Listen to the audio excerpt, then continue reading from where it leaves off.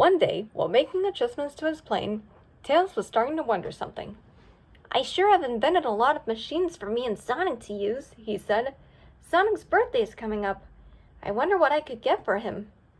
Tails had a history of making transportation devices for Sonic, and he always put his heart into making them.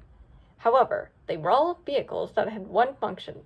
He thought it might be a good idea to find or make something that could be for multiple purposes: water, land, and sky. However, building something like that would take over a year of work. Just when he was about to abandon his idea, he came across a flyer. The flyer was for a mother-son picnic event that was being held tomorrow at the park. There was to be a special prize for the winning mother and son at the activities. It was a transforming vehicle that could be used for all the purposes he was just thinking about.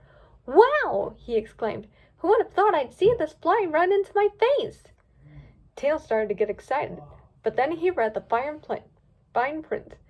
It said that all participants must be a mother-son team. Tails got disappointed. His mother wasn't here. In fact, he never even knew his mother or what happened to her. He sat down on a nearby bench and sighed. Just then, Tails' girlfriend Zoe walked up to him. She was accompanied by Amy, Rose, and Rouge the Bat. "Hi, Tails," said Amy. "You look so glum," said Rouge. "Why the long face, sweetie?" asked Zoe. "Sonic's birthday is coming up," explained Tails, "and I want to get him a very special present." "I know I want to give him a special present too," said Amy. "Did you have something in mind?" asked Rouge. "Actually, I did," said Tails as he showed the girls the flyer he had just saw. "This multi-purpose vehicle looks like a perfect gift for Sonic." "But Sonic is all about speed," said Amy. "He also doesn't need a car." "I know," said Tails, "but this car can also be used for flying and going underwater. You know, Hammy can't swim or fly, right?" "Oh, that's right," said Amy. "The problem is the only way for me to get into this is to participate in this mother-son picnic that's going on and win the prize," said Tails. "Well, why don't you enter it?" asked Zoe. "Yeah, what's holding you back?" asked Rouge. "That's the problem," said Tails. "I have to have a mother in order to participate, and I don't have a mother." "Oh, that's terrible," Zoe said with sympathy. "I'm sorry."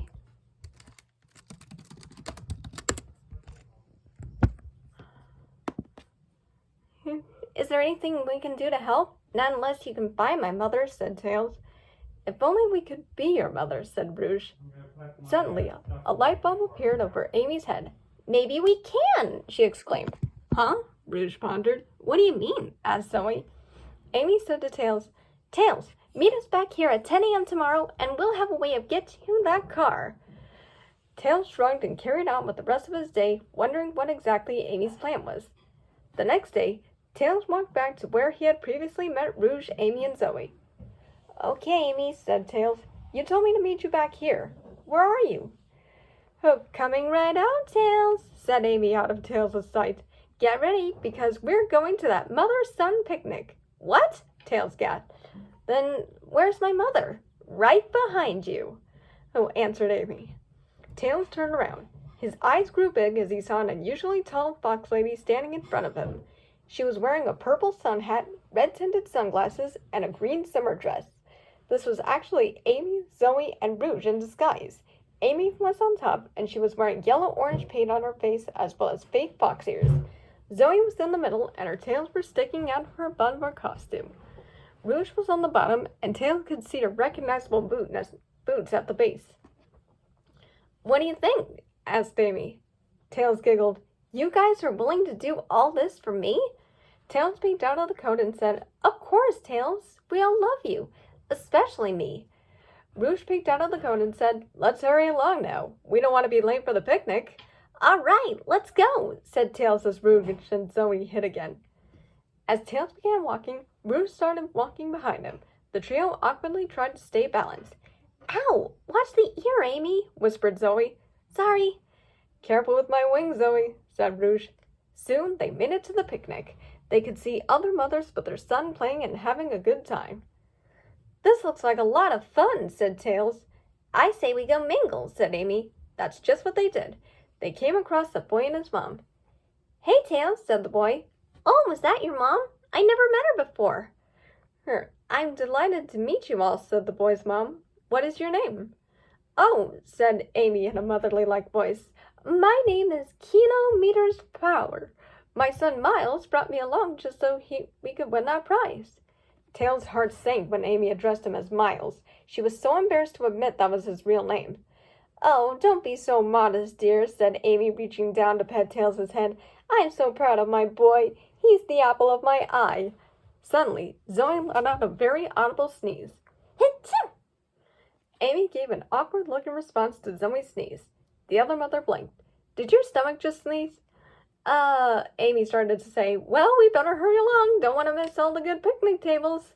The girls and Tails quickly scooted away from the mother and son. Phew, sighed Amy. That was a close one. Just then, Rouge's stomach growled. Yikes, gasped Tails. That wasn't a bee, was it? No, said Rouge from under the dress. That was just my stomach growling. It is getting close to lunchtime, said Zoe.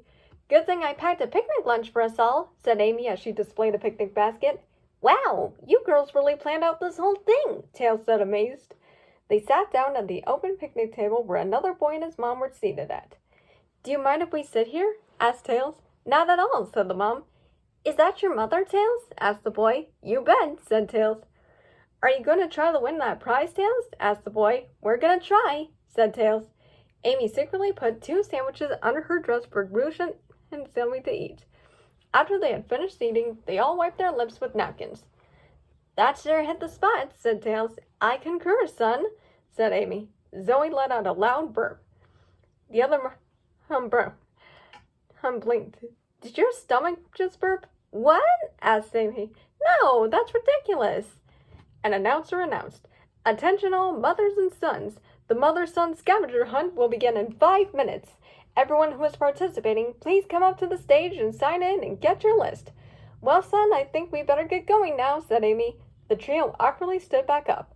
Before they went to the stage, the other mom spoke a little more with Amy asking her a couple of questions, which Amy came up with some lies about, assuming that's what Tails' mother would say. As they were talking, Rouge peeked through a gap in the dress. She saw a jewel standing on the table.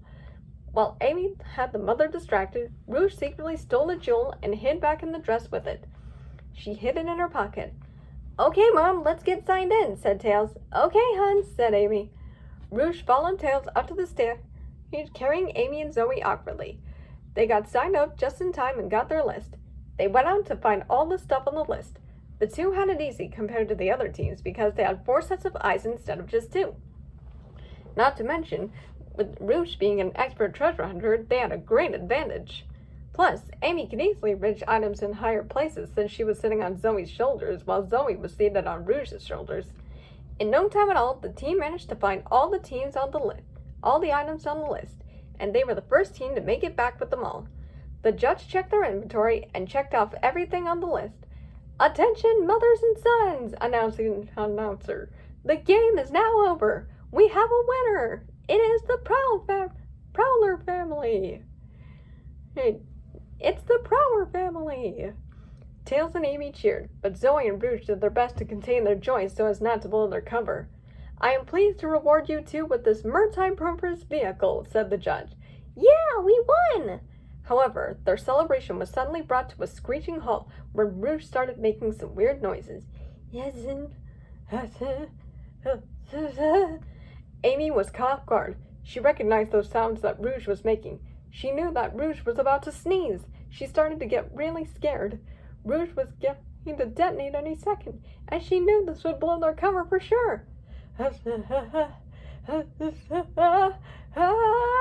Zoe took action. She tried to block Rouge's sneeze by putting her finger under her nose. But it didn't work. Achoo! Rouge's sneeze was so gargantuan that it inflated the dress into a massive balloon. Bang! The dress bursted into pieces, revealing Amy, Zoe, and Rouge to everyone. The jig was up. Everyone gasped. That's not his mother at all, someone in the crowd gasped. Sir, I can explain, said Tails. I really wanted to get this vehicle for my best friend on his birthday, but I don't have a mother, so this is the only way I can enroll in this mother-son picnic so that I could win this for him. And the judge felt sympathy for Tails, but then he remembered who he was. Wait, is your best friend Sonic the Hedgehog? Yes, it is, said Tails. Well, said the judge, since you're best friends with the town hero, I would be happy to make an exception and give this car to you so that you can give it to him. Really? You mean it? Tails gasped. Of course. Tell Sonic I said happy birthday. Oh, thank you so much, said Tails. This is going to be the best present he's ever gotten. Well, all's well that ends well, said Rouge. You can say that again. Guess my plan worked out after all, said Amy. With that all said and done, the car was brought back to Tails' house when he was able to wrap it just in time for Sonic's birthday. Sonic loved the vehicle. This was all worth it. The end.